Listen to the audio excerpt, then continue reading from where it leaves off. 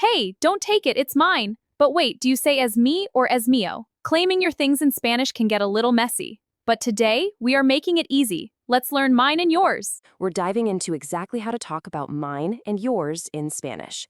You know, if you've ever looked at a messy desk and tried to claim your stuff, only to get completely tangled up in words like mi, mío, tú, and suyo, well, don't worry. It happens to everyone, and it's definitely not a disaster. Actually, by the time we wrap this up, you're going to see that it's all incredibly well organized. So let's just dive right into this beautiful language. Okay, here's our game plan for today. We'll cover 1. The basics of belonging. 2. The transition from adjectives to pronouns.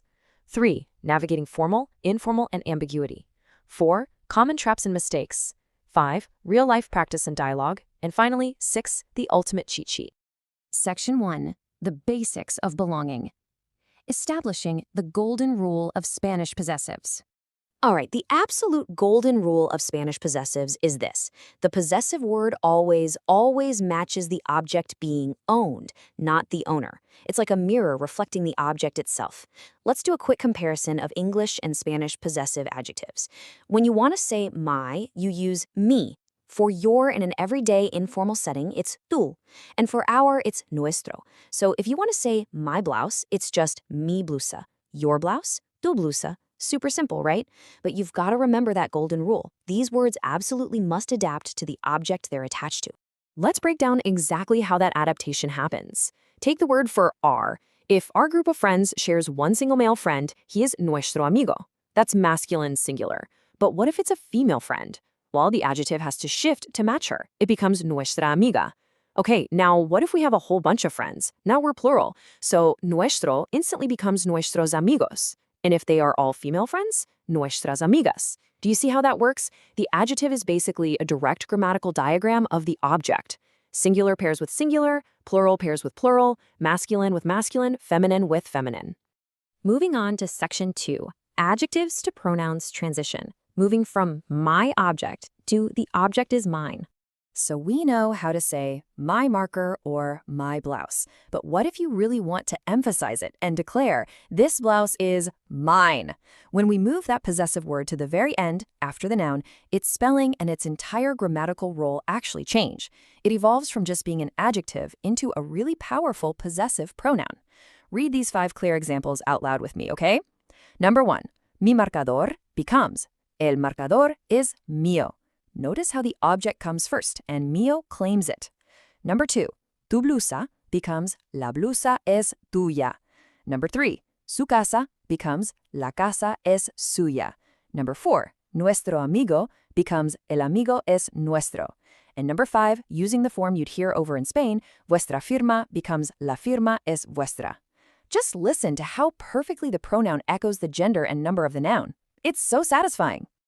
Section 3, formal, informal, and ambiguity. Navigating relationships and the Sud trapdoor.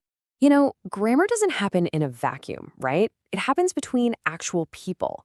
So knowing exactly who you're talking to is crucial. If you're talking to a friend using the informal tu, you keep things casual. You can just point to their shirt and say, tu blusa. But if you're speaking to your boss or someone you really want to show deep respect to, you use the formal usted form. You definitely don't use tú. You'd hand them their binder and say, aquí está su carpeta. Your binder. Su is the formal, respectful way of saying your. But watch out, because here is the trap door. Su is a ridiculously busy word in Spanish. I mean, it can mean his, it can mean hers, it can mean your formal. It can literally even mean theirs. So if I just walk up and say su amigo, whose friend is it anyway? His friend? Her friend? Their friend? The Spanish language is gorgeous, but this one specific area is notoriously ambiguous, even for native speakers. Luckily, Spanish speakers figured out a workaround centuries ago. They fixed this ambiguity by using the magical little word de, which just means of. Instead of saying the super ambiguous su amigo, we just get specific. We say el amigo de él, the friend of him, or el amigo de ella, her friend. And if the person isn't in the room for you to point at, well, you have to be even more specific and use names. For example, el amigo de Donald Trump, or el amigo de Hillary Clinton. The big takeaway here is really clear. If su is confusing your listener, just replace it with de plus the specific name or pronoun. It seriously makes communication so much easier. Section 4. Common traps and mistakes. Avoiding learner pitfalls. Learning a new language is a whole process. And as an English speaker, your brain naturally wants to force English rules onto Spanish. It happens. But let's pay close attention to these common pitfalls so you can avoid them. Mistake number 1, matching the owner instead of the object. A man might say, el carro es mío, which is totally correct. But if he's talking about a blouse, he cannot say, la blusa es mío, just because he happens to be a man. The blouse is feminine, so it absolutely must be la blusa es mía. Mistake 2 is forgetting plurals. You can't say mi amigos. If the noun is plural, the possessive has to be plural too, mis amigos. Mistake 3 is misplacing the adjective. Remember, mi goes before the noun, but mío goes after. And lastly, mistake 4 is relying way too heavily on su when your listener has literally no idea whose object you're actually talking about. Okay, before we jump into our practice, I just have to share this fascinating linguistic quirk from our source material. The Spanish word esposas translates directly to wives in Latin America, but depending on the context, esposas is also the exact word used for handcuffs, the things they snap on your wrists when you go to jail. In Spain, they actually often avoid this entirely by saying mi mujer for my woman. It just goes to show how rich, nuanced, and honestly kind of hilarious language can be across different regions. Section 5. Real-life practice and dialogue. The sandbox. Let's apply what we've learned. All right, my lovely learners, welcome to our sandbox. It's time to take all these rules and actually use them.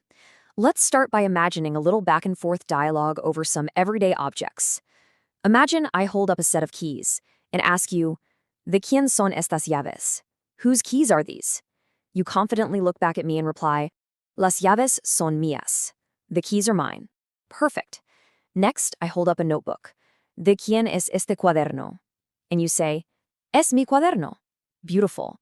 Notice exactly what happened there. Llaves is plural feminine, so we had to use mías. But cuaderno is singular masculine, so we just used mi. Now for the ultimate test. Here are our first 5 practice sentences. I want you to try and translate these in your head before I give you the answer. Ready? How do you say my blouse? Got it? It's mi blusa because mi matches the singular object. Number 2, your informal friends. Think about it. Tus amigos, because amigos is plural, so that tu has to become tus. Number 3, our male friend. It's nuestro amigo, masculine, singular. Number 4, the marker is mine. Really think about the placement on this one. El marcador es mío, placing the pronoun firmly after the noun. And number 5, her shirt. It's su playera, using that ambiguous su that brilliantly works for his, hers, or theirs. Excellent job so far. Let's finish strong with the final 5. Number 6. Imagine handing a binder to your boss, your binder. You'd say su carpeta because we must use that respectful, formal usted form. Number 7. His friend, but clarified so there's absolutely zero ambiguity. El amigo de él. Using de él totally removes the confusion of su. Number 8. The signature is yours, speaking to a group of people in Spain. La firma es vuestra, matching the feminine singular word firma. Number 9. Whose cigarettes are these? ¿De quién son estos cigarrillos? Asking for plural ownership. And finally, number 10. They are their cigarettes, clearly stating they belong to a group. Son de ellos. Brilliant. You completely nailed it. And remember, if it's your marker and someone tries to take it, you can always yell, no te lo robes. Don't steal it. Section 6. The ultimate cheat sheet. The master key to Spanish possessives. Congratulations on making it all the way to the end. We've covered so much ground today. And as promised, I present to you your grand finale. Honestly, go ahead and take a screenshot of this ultimate cheat sheet right now. It beautifully summarizes every single possessive rule we've learned today into one super easy reference table. Look at the flow here. On the left, you figure out who the owner is. In the middle, you choose your adjective based entirely on the gender and number of the object. And you place it before the noun. Then, on the far right, if you want to powerfully declare it is mine or it is yours, you choose the pronoun and place it after the noun. It's a literally perfect system once it clicks. So, my friends, I'm going to leave you with one final challenge. I want you to look around the room you're sitting in right now. Is there a notebook, a phone, some keys? What objects can you boldly point to and declare as yours in Spanish right this very second? Try practicing it out loud.